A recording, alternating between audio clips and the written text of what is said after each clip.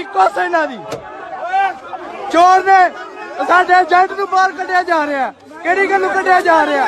ਸਾਡਾ ਏਜੰਟ ਨਹੀਂ ਆ ਬਾਹਰ ਆਉਣ ਦੇਣਾ।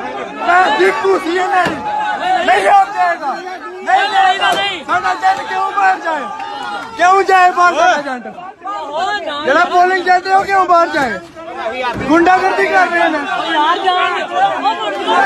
ਗੁੰਡਾਗਰਦੀ ਹੈ, ਸਿੱਧੀ ਸਿੱਧੀ ਗੁੰਡਾਗਰਦੀ ਹੈ।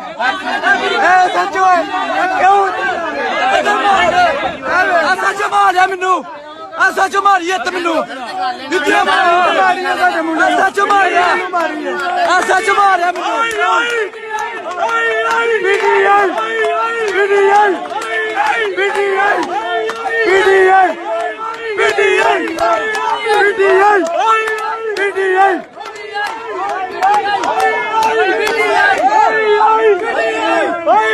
ਆ ਗੁੰਡਾ ਕਰਦੀ ਹੈ। ਓਏ ਫਖਰ ਕਿਹਨੂੰ ਫੋਨ ਕਰੋ? ਫਖਰ ਕਿਹਨੂੰ ਫੋਨ